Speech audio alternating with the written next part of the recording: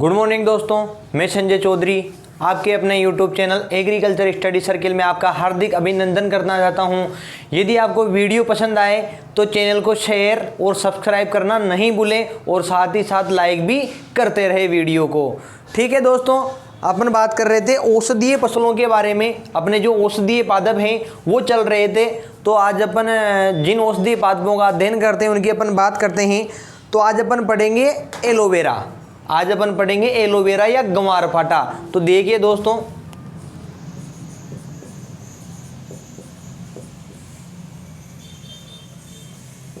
ग्वारपाठा जिसको एलोवेरा भी कहा जाता है, आज अपन पढ़ेंगे ग्वारपाठा जिसको एलोवेरा के नाम से भी जाना जाता है।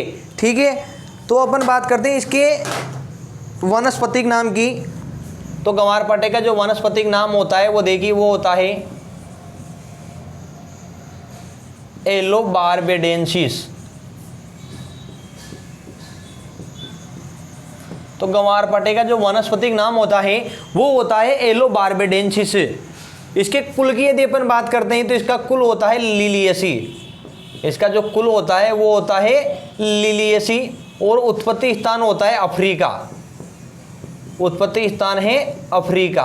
ठीक है, ग्वारपाठा या एलोवेरा की अपन बात करते हैं तो इसका जो वानस्पतिक नाम होता है ये होता है एलोबार्बेडेंसिस। इसका जो कुल होता है वो होता है लिलियसी और उत्पत्ति स्थान की अपन बात करते हैं तो उत्पत्ति स्थान होता है अफ्रीका।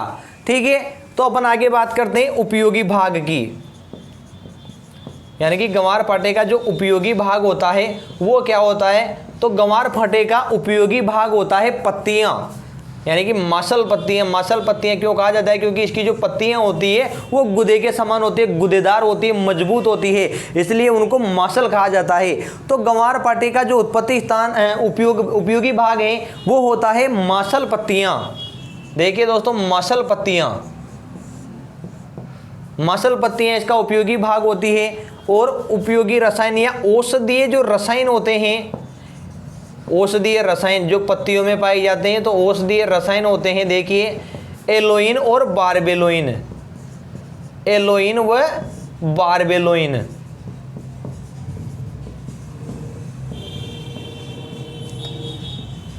एलोइन व बारबेलोइन इनकी पत्तियों में पाए जाने वाले औषधीय महत्व के रसायन होते हैं। ठीक है, तो इसकी जो पत्तियां होती है उनमें एलोइन व बारबेलोइन की जो मात्रा होती है ना वो पाई जाती है। देखिए 20 से 22%।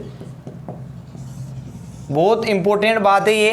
ठीक है, ग्वारपाठे का उपयोगी भाग मसल पत्तियां या पत्तियां होती है और औषधीय जो रसायन होते हैं, औषधीय महत्व के जो रसायन होते हैं वो एलोइन व बारबेलोइन होते हैं। ठीक है ना, तो पत्तियों में एलोइन व बारबेलोइन की जो मात्रा होती है वो कितनी होती है? पत्तियों में एलोइन व बारबेलोइन की जो मात्रा होती है वो 20 से 22% होती है।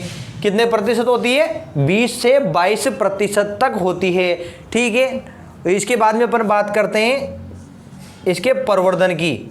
तो ग्वारपाठे का जो प्रवर्धन होता है वो किसके द्वारा किया जाता है? तो ग्वारपाठे का प्रवर्धन किया जाता है राइजोम, राइजोम या सकर्स के द्वारा। इसका राइजोम या सकर्स के द्वारा ग्वारपाठे का प्रवर्धन किया जाता है। ठीक है, बात करते हैं अपन बीज दर। अपन इसकी बीज दर की बात करते हैं, यानी कि प्रवर्धन होता है किसके द्वारा? राइजोम या सकर्स के द्वारा। तो राइजोम व सकर्स की मात्रा कितनी रखी जाती है? कितने राइजोम या अपन सकर्स प्रयोग में लेते हैं बीज दर के लिए प्रति हेक्टेयर में? ठीक है ना, प्रति हेक्टेयर में। यार जैसे अपन अपने बात करते हैं ना, अपने राजस्थान के जो जिले हैं उनकी बात करते हैं, तो राजस्थान के जिलों में 1 हेक्टेयर होता है ना, 1 हेक्टेयर उसमें 4 बीघा होते हैं। कितने बीघा होते हैं? 4 बीघा होते हैं। और जैसे पंजाब, हरियाणा, उत्तर प्रदेश ये जो राज्य हैं उसमें 1 बीघा, 1 हेक्टेयर में जो बीघा की जो मात्रा होती है वो क्या होती है? अलग होती है। ठीक है, तो अपन राजस्थान की बात करते हैं तो अपने राजस्थान के जो जिले हैं उनमें 1 हेक्टेयर में 4 बीघा माना जाता है। तो जो राइजोम का जो प्रवर्धन होता है उसके लिए बीज दर अपन प्रयोग में लेते हैं तो वो 1 हेक्टेयर के हिसाब से प्रयोग में लेते हैं। तो जो राइजोम की जो मात्रा होती है ना वो होती है 25,000। ठीक है, 25,000 प्रति हेक्टेयर राइजोम अपन उसकी ग्वारपाठे की बीज दर के लिए प्रयोग में लेते हैं। ठीक है, और बुआई से पहले यानी कि इसका जो राइजोम होते हैं, तो राइजोम या शकर्स की जो रोपाई करते हैं ना, बुआई करते हैं, उससे पहले इनके जो टुकड़े होते हैं ना, राइजोम के या शकर्स के जो टुकड़े होते हैं, उनको 0.2% मेनका जेब 0.2% मेनका जेब से उपचारित किया जाता है या उपचारित करना चाहिए। ठीक है ना। राइजोम जो प्रवर्धन के लिए प्रयोग में लेते हैं, उनकी जो बीज दर होती है 25,000 प्रति हेक्टेयर होती है, और उनकी रोपाई से पहले राइजोम या शकर्स के टुकड़ों को 0.2% मेनका जेब के घोल से उपचारित करना चाहिए। ठीक है, और जो ग्वारपाठे का जो पादप होता है ना, ग्वारपाठे का पौधा होता है, वो क्या होता है, लगभग 1 से 2 फीट लंबा होता है।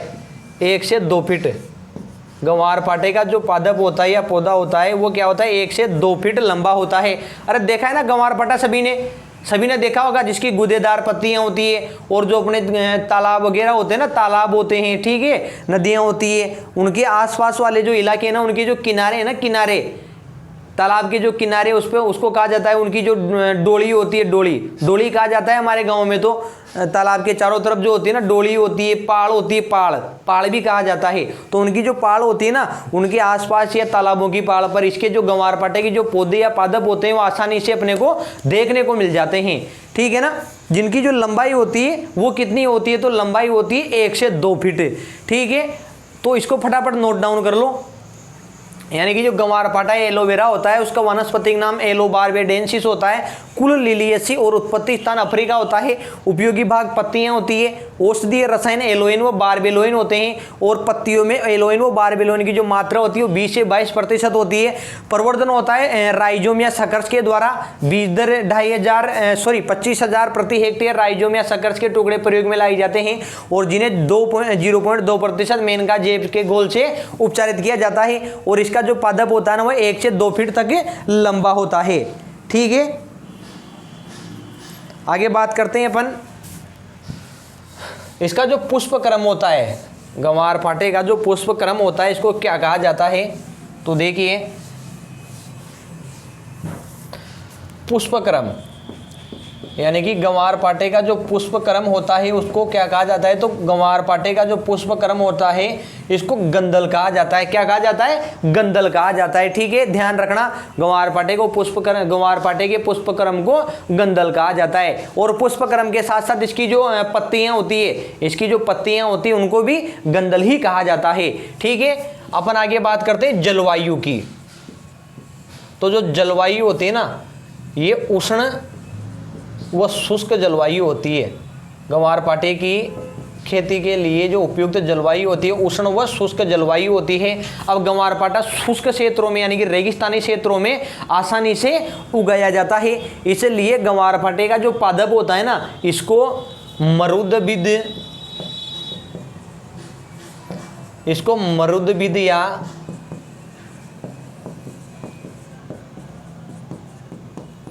जीरोफाइटस पादप भी कहते हैं। ग्वारपाठे का जो पादप होता है या पौधा होता है, उसके लिए शुष्क जलवायु उपयुक्त होती है, यानी कि जो शुष्क क्षेत्रों में आसानी से उगाया जाता है।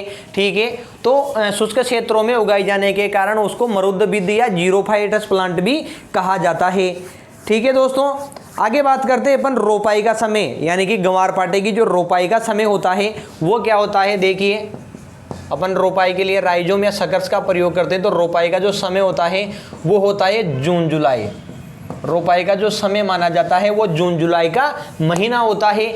और ग्वारपाठे की रोपाई के कितने दिनों के बाद में अपन उसकी प्रथम कटाई कर लेते हैं पत्तियों की।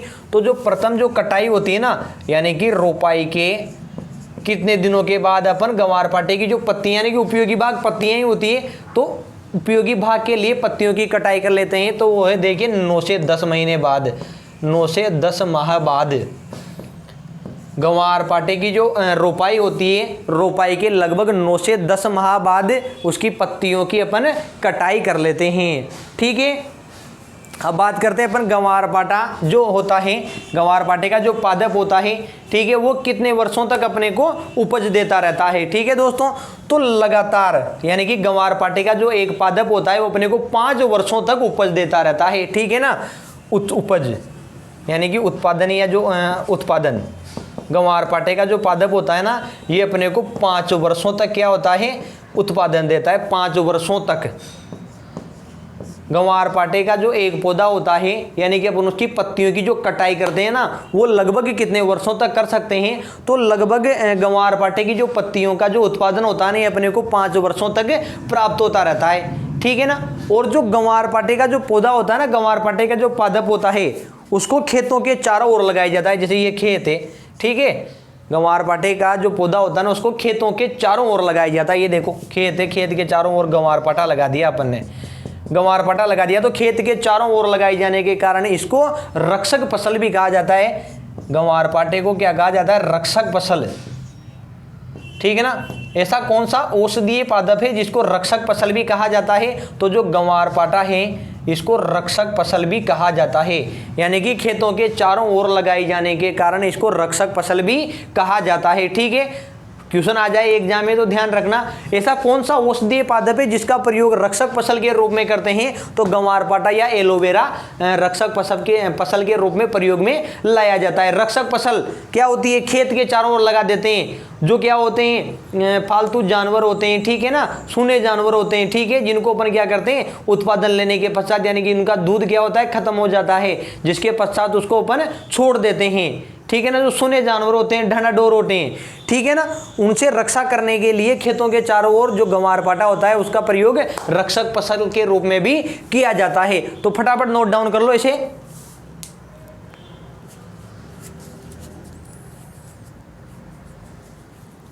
ठीक है,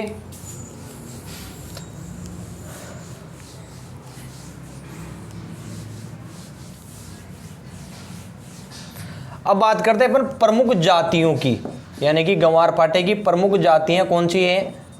तो गंवार पाटे की प्रमुख जातियां देखिए, एक तो होता है एलो इंडिका।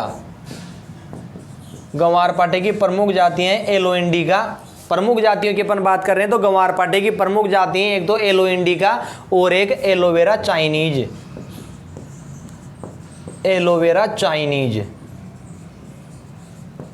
ये गंवार पाटे की प्रमुख जातियां मानी जाती है। गंवार पाटे की प्रमुख जातियां हैं एलो इंडिका और एलोवेरा चाइनीज, ठीक है। गंवार पाटे की प्रमुख जो जातियां हैं वो है एलो इंडिका और एलोवेरा चाइनीज होती है, ठीक है। इसके बाद में अपन बात करते हैं इसके उपयोग की। इसके उपयोग की यदि अपन बात करते हैं तो देखिए उपयोग पहला उपयोग इसका सौंदर्य प्रसाधन। सौंदर्य प्रसाधन, सौंदर्य प्रसाधन का मतलब समझते हो ना, जो वो गोरे होने की जो क्रीम होती है, फेस वॉश होती है, विभिन्न प्रकार के साबुन होते हैं, वो बनाने के लिए, और एक टूथपेस्ट बनाने के लिए आजकल वर्तमान समय में अनेक प्रकार के टूथपेस्ट हैं, यानी कि कोलगेट बनाए जाते हैं, ठीक है ना।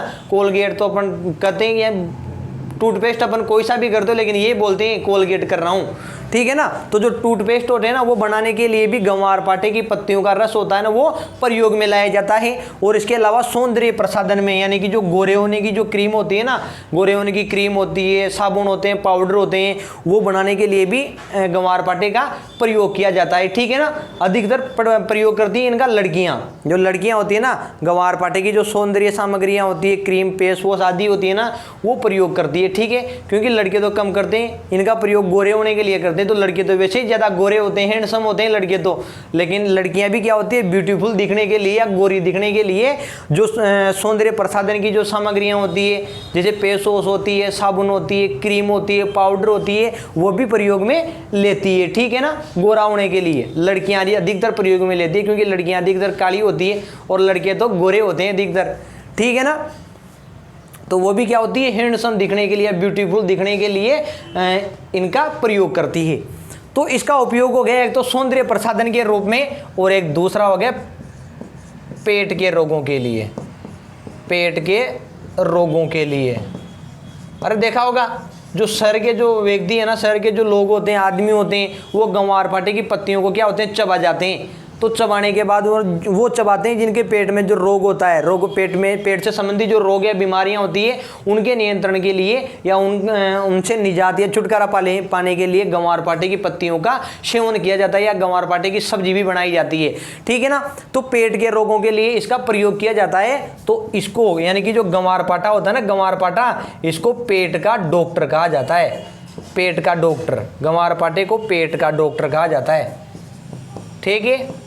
पेट का डॉक्टर किस औषधीय पादप को कहा जाता है? तो ग्वारपाठे को पेट का डॉक्टर कहा जाता है, ठीक है। नोट कर लो इससे फटाफट। अपन बात करते हैं इसके प्रमुख कीट की। तो ग्वारपाठे का जो प्रमुख कीट होता है, ग्वारपाठे का प्रमुख कीट होता है मिलीबग। ग्वारपाठे का प्रमुख कीट होता है मिलीबग। ये अपन कीट ये पढ़ेंगे, कीट रोग ये अधिकतर जिसे मिलीबग होता है ना, आम का भी मुख्य कीट होता है, ठीक है। तो ये कीट अपन फल पढ़ेंगे ना, उनमें पढ़ेंगे ये कीट, ठीक है। तो आम ग्वारपाठे का जो प्रमुख कीट होता है वो होता है मिलीबग। और इसमें एक रोग भी लगता है जिसको पत्ती व जड़ गलन रोग के नाम से भी जाना जाता है, ठीक है। रोग, ग्वारपाठे का जो प्रमुख रोग है वो होता है यानी कि पत्ती व जड़ गलन रोग। पत्ती व जड़ गलन रोग ग्वारपाठे का प्रमुख रोग होता है जो एक कवक के द्वारा होता है। ये क्या होता है? कवक के द्वारा होता है। तो देखिए वो जो कवक होता है ना, वो कौन सा होता है? आईसीआर के एग्जामिन में पूछा जा सकता है। ग्वारपाठे का पत्ती या जड़ गलन रोग कौन से कवक के द्वारा होता है, ठीक है। तो देखना, राइजोक्टिना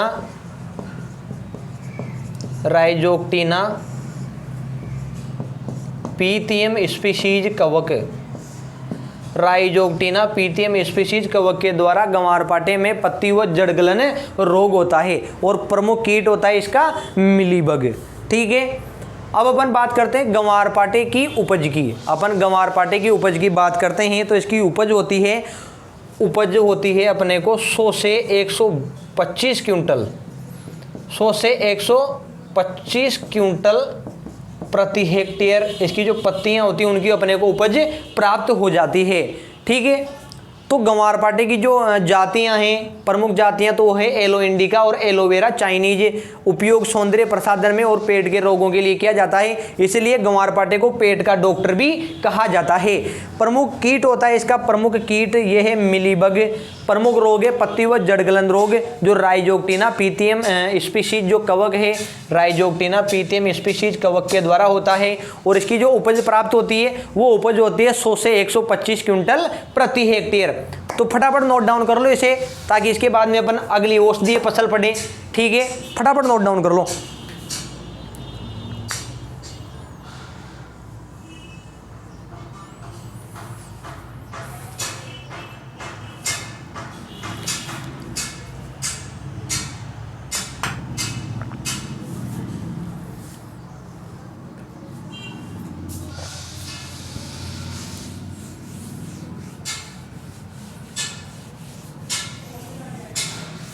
अगली औषधीय फसल पढ़ेंगे अपन नीम। अगली औषधीय फसल पढ़ेंगे अपन नीम। सबने देखा होगा नीम का वृक्ष, तो नीम का पादप तो सभी जगह मिलता है देखने को। गाँव में नीम के पादे भी होते हैं, नीम के पौधे होते हैं ज़्यादा, ठीक है। तो इसका जो वानस्पतिक नाम होता है, नीम के वानस्पतिक नाम की अपन बात करते हैं तो इसका वानस्पतिक नाम होता है एजाडीरेक्टिन इंडिका।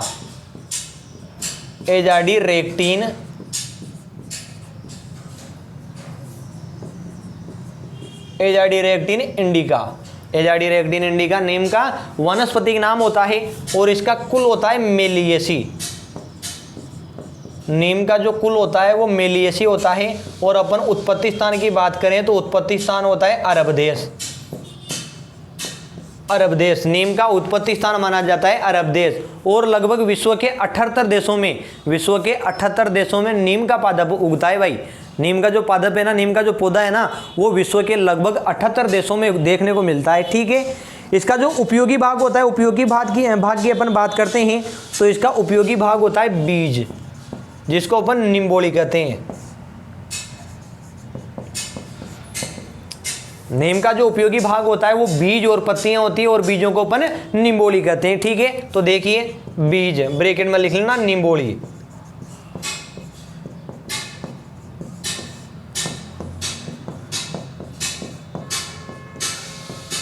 नीम का जो उपयोगी भाग है वो होता है बीज, जिसको अपन निम्बोली कहते हैं, और बीजों के अलावा पत्तियों भी इसका उपयोगी भाग होती है। ठीक है। और औषधीय जो रसायन होते हैं, औषधीय रसायनों की अपन बात करते हैं। औषधीय रसायन, तो औषधीय रसायन पाए जाते हैं। एक होता है अजाडिरेक्टिन, जो वनस्पतिक नाम भी होता है इसका, अजाडिरेक्टिन, निम्बीन। औषधीय रसायनों की बात करते हो, अजाडिरेक्टिन, निम्बीन और निम्बिडीन।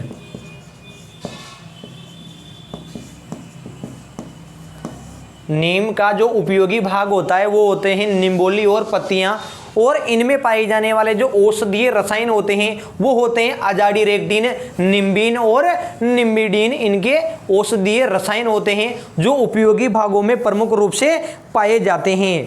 ठीक है। अपन बात करते हैं नीम का जो वृक्ष है ना उसके अन्य नामों की। नीम के वृक्ष के अन्य नामों की यदि अपन बात करते हैं तो इसके अन्य नाम होते हैं, देखिए वंडर ट्री। इसके जो अन्य नाम होते हैं वो देखिए वंडर ट्री, वंडर ट्री। ठीक है। जिसको जादुई वृक्ष कहा जाता है, जादुई वृक्ष, जादुई वृक्ष। ठीक है। जादुई वृक्ष के नाम से भी जाना जाता है नीम को। इसके अलावा क्या होता है, 21वीं सदी का पौधा, 21वीं सदी के पौधे के नाम से भी जाना जाता है नीम को, 21वीं सदी का पौधा। इसके बाद में जाना जाता है सामाजिक वृक्ष,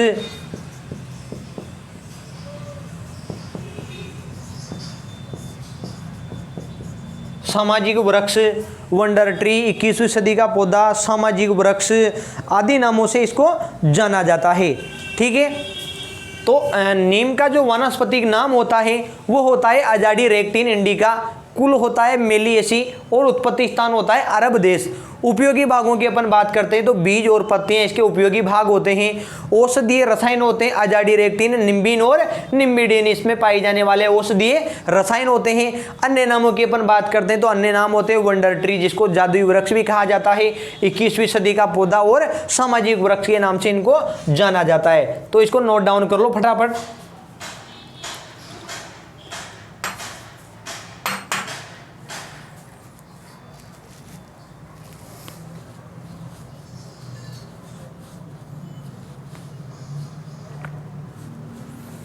ठीक है।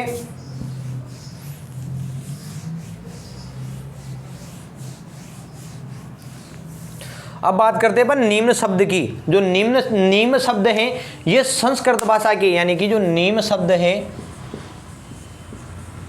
नीम शब्द क्या है, संस्कृत भाषा के निम्बा से बनाए। नीम शब्द संस्कृत भाषा के निम्बा से बनाए, जिसका अर्थ होता है निम्ब। निम्ब का मतलब होता है रोगों से छुटकारा पाना, यानी कि रोगों से निजात पाना, रोगों से निजात पाना। नीम शब्द तो देखना संस्कृत भाषा के निम्बा से बना है। तो निम्बा का जो अर्थ होता है ना, निम्बा का अर्थ होता है भाई निम्ब। निम्बा का अर्थ होता है निम्ब, और निम्ब का जो मतलब होता है ना, यानी कि निम्ब शब्द संस्कृत भाषा के निम्बा से बनाए। ठीक है। जिसका निम्बा का अर्थ होता है निम्ब, और निम्ब का मतलब होता है रोगों से छुटकारा पाना। ठीक है ना। यानी कि देखिए रोगों से निजात, रोगों से निजात लिख लो, रोगों से निजात, रोगों से निजात पाना जो नीम शब्द होता है उसका अर्थ होता है। ठीक है। इसके बाद में अपन बात करते हैं तो रोगों से निजात पाया जाता है। नीम का जो वृक्ष होता है, नीम की पत्तियां होती है, बीज होते हैं। ठीक है। वो विभिन्न प्रकार के जो रोग होते हैं उनके नियंत्रण के लिए उपयोग में लाए जाते हैं। इसलिए जो नीम का जो पौधा होता है ना, नीम का पौधा, उसको रोगों का डॉक्टर कहा जाता है। रोगों का डॉक्टर, ध्यान में रखना, रोगों का डॉक्टर, यानी कि पेट का डॉक्टर, पेट का डॉक्टर तो क्या होता है, गंवारपाठा। पेट का डॉक्टर के नाम से तो गंवारपाठा को जाना जाता है, और रोगों के डॉक्टर के नाम से नीम को जाना जाता है, यानी कि जिसका मतलब होता है रोगों से निजात पाना। जिससे रोगों से निजात पाना का मतलब होता है, तो रोगों का डॉक्टर, जो रोगों का डॉक्टर होता है ना, वो कहा जाता है, नीम का जो वृक्ष होता है उसको रोगों का डॉक्टर भी कहा जाता है। ठीक है, इसको फटाफट लिख लो।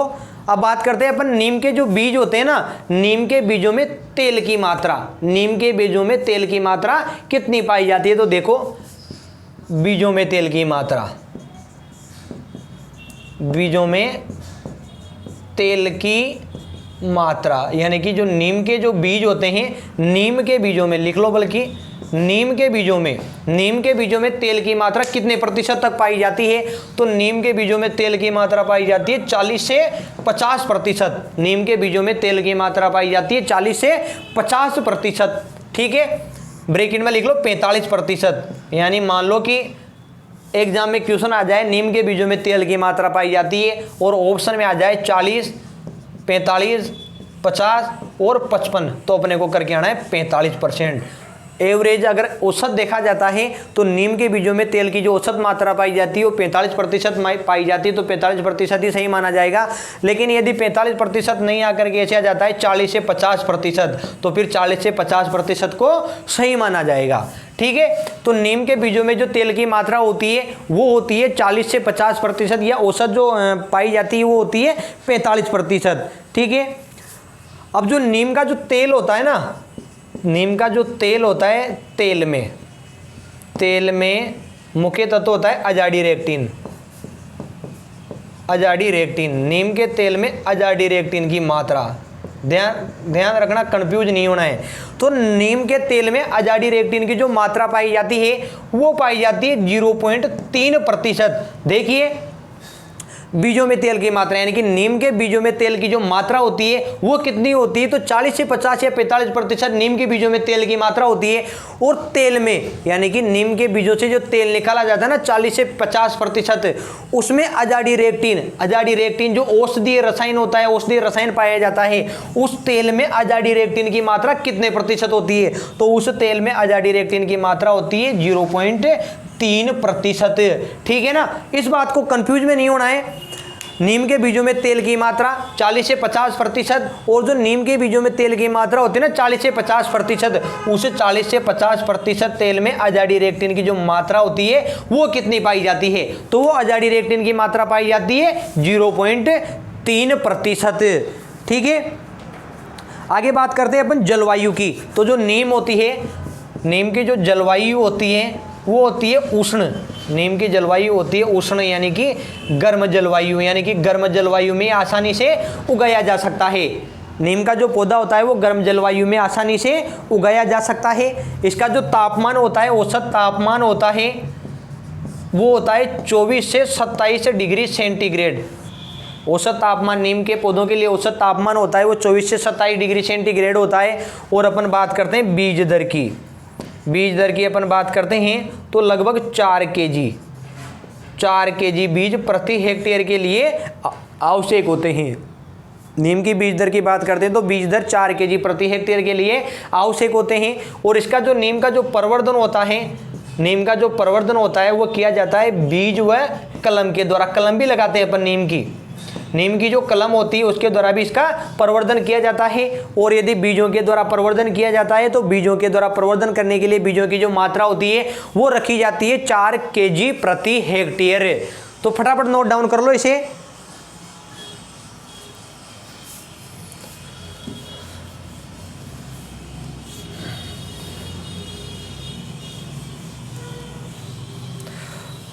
अब बात करते हैं अपन दूरी की, यानी कि नीम के जो दूरी होते हैं ना, एक पेड़ से दूसरे पौधे के, एक पेड़ से दूसरे पेड़ के मध्य, एक पौधे से दूसरे पौधे के मध्य की जो दूरी रखी जाती है वो रखी जाती है 6 × 6 मीटर।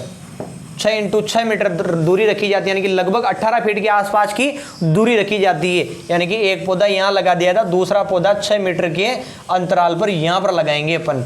ठीक है ना, तो एक पौधे से दूसरे पौधे के मध्य की दूरी रखी जाती है 6 मीटर। आगे बात करते हैं नीम का वृक्ष। तो देखिए, नीम का वृक्ष विश्व विश्व के लगभग 78 देशों में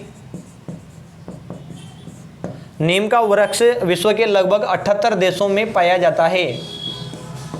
78 देशों में पाया जाता है। नीम का जो वृक्ष होता है ये विश्व के लगभग 78 देश हैं, उनमें नीम का जो वृक्ष है वो उगाया जाता है या ये पाया जाता है।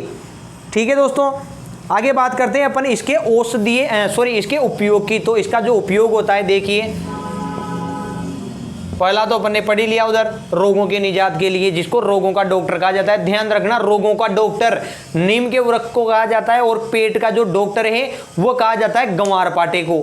ठीक है, तो जो उपयोग हैं, तो इसका उपयोग किया जाता है सौंदर्य प्रसाधन में, वही गोरे होने के लिए। ठीक है, सौंदर्य प्रसाधन, इसके अलावा चर्म रोगों के लिए, चर्म रोग यानी कि चमड़ी से संबंधित जो रोग होते हैं, दाद खाद खुजली हो जाती है, उसके लिए भी नीम की जो पत्तियां होती है ना, नीम की पत्तियों का और बीजों का प्रयोग किया जाता है, उनका लेप लगाया जाता है, या नीम की पत्तियों को गर्म पानी के साथ उबाल करके फिर उस पानी से नहलाया जाता है रोगी को। ठीक है, इसके अलावा नीम का जो वृक्ष है उसका प्रयोग अपन करते हैं जैविक खेती के लिए। किसके लिए करते हैं? जैविक खेती के लिए। जैविक खेती जानते हो ना, अरे नाम सुना होगा ना जैविक खेती का, जिसमें रसायनों का प्रयोग नहीं करते हैं, यानी कि खेती की वह प्रणाली जिसमें रसायनों का प्रयोग बिल्कुल भी नहीं किया जाता है, वो जैविक खेती कहलाती है। तो नीम का जो वृक्ष होता है उसका प्रयोग, यानी कि नीम की जो निम्बोली होती है, पत्तियां होती हैं, उनका प्रयोग जैविक खेती के रूप में भी किया जाता है। जो जैविक खाद होती है ना, वो बनाने में किया जाता है। ठीक है ना, तो जो जैविक खेती के लिए इसका प्रयोग किया जाता है नीम के वृक्ष का, तो जैविक खेती का जो मुख्य अंग होता है ना, जैविक खेती का मुख्य अंग माना जाता है नीम के वृक्ष को। जैविक खेती का मुख्य अंग, जैविक खेती का मुख्य अंग, जैविक खेती का मुख्य अंग माना जाता है भाई नीम के वृक्ष को। नीम का वृक्ष होता है उसको जैविक खेती का मुख्य अंग माना जाता है, क्योंकि जैविक खेती में प्रयोग में लेने के लिए, जैविक खेती अपनाने के लिए जो प्रयोग में लाई जाती है, जैविक खादें बनाई जाती है, वो नीम के वृक्ष से बनाई जाती है। नीम के वृक्ष के जो पत्तियां होती है, पत्तियों का रस होता है, बीज होते हैं, उनके द्वारा जैविक खादें बनाई जाती है। ठीक है, इसके बाद में अपन बात करते हैं भारत देश है ना, भारत देश में नीम के वृक्ष को, भारत देश में नीम के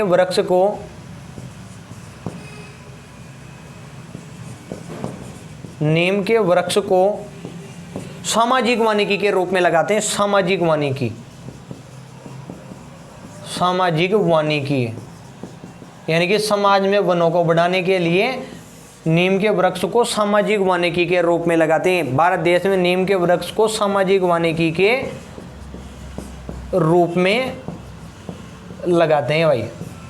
ठीक है, तो सामाजिक वानिकी के रूप में कौन से औषधीय वृक्ष का या कौन से औषधीय पादप का प्रयोग किया जाता है? नीम का। जैविक खेती का मुख्य अंग कौन माना जाता है? नीम मानी जाती है। ठीक है, उपयोग चर्म रोगों के लिए और सौंदर्य प्रसाधन के लिए। और नीम का जो वृक्ष है लगभग 78 देशों में उगाया जाता है, और जो दूरी होती है वो 6 × 6 मीटर रखी जाती है एक पौधे से दूसरे पौधे के मध्य की। ठीक है, मैं थोड़ा सा मिटा देता हूँ यहाँ से और अपना बात करते हैं उपज की। तो नीम के पौधे से जो उपज प्राप्त होती है वो लगभग 60 केजी प्रति पौधा, यानी कि एक पौधे से प्रति वर्ष में अपने को क्या हो जाती है?